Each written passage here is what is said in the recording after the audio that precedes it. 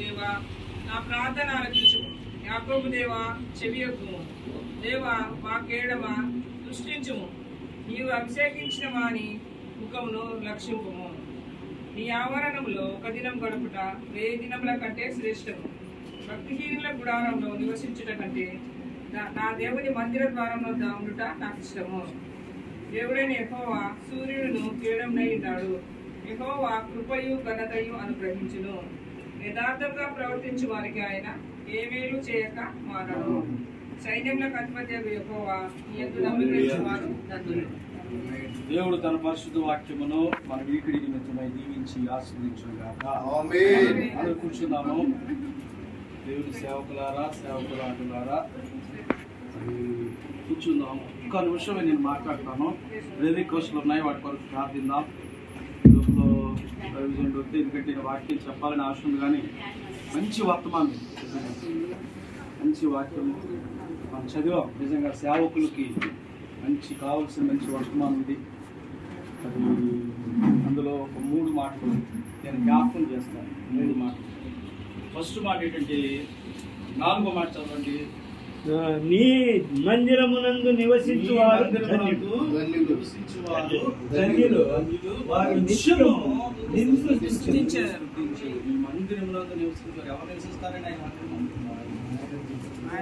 ఇష్టమైన సేవకుడు. ఎందుకంటే దేవుడు కూడా ప్రత్యేక ప్రణాళికతో ఎన్నుకున్నాడు. ఒక్కొక్కరికి ఒక ప్రత్యేకంగా ఎన్నుకున్నాడు. ఏంటంటే మరి ఎక్కడెక్కడి నుంచో వచ్చాము. ఎక్కడెక్కడో కూడా స్త్రీలో చూసినట్టు. కానీ దినాన మరి ఈ స్థలంలో కూర్చోవాలని దేవుని యొక్క ప్రణాళిక ఏర్పాటు చేస్తుంది. ఎందుకంటే ఆయన స్తుతించడానికి, ఆయన మైపరచడానికి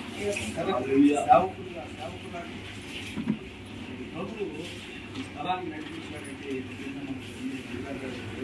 ఆయన మందిరంలో నివసించాడు. సేవకులైన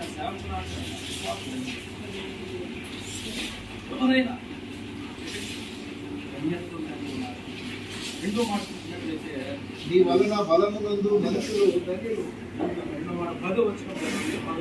ఈ ఆవరణంలో ఒక్క దినము గడుపుట 1000 దినముల కంటే శ్రేష్టము.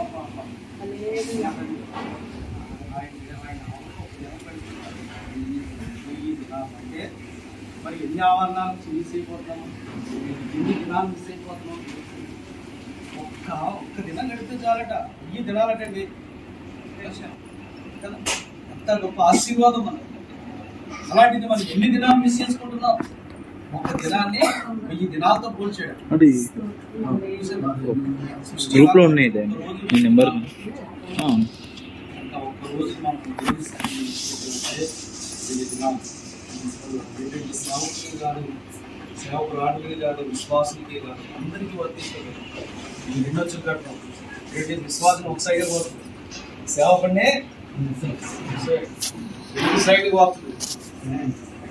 నిజాలే వస్తేనే మనకి ఆ కోత గురి కావాలి. గురైతేనే భవిష్యత్తులో పరిచయంలో మన ముందుకు వెళ్ళడానికి దేవుడు గొప్ప ఆశీర్వాదకరంగా చేస్తాడు. దేవుడికి స్తోత్రాలు. తప్పునడుగు వేసిన సేవకులు కూడా తప్పునడలేదు. విశ్వాసంతో పాటు నేను చాలా మందిని చూశాను. నాకు అన్నీ తెలిసాక ఏమీ లేదు, అంతా తెలిసాక ఏమీ లేదు. కనుక మరి ఆయన ఆవరణలో ఒక దినం గడపడం అనేది చాలా మనం వాస్తులుగా మనం దీని మధ్యలో ఉన్నట్టుగా చెప్పేది లేదు. ప్రేయర్ కొంచెం టయాన్ని కొంచెం ఎట్లా అయిపోయిందంటే తక్కువగా అయిపోయింది.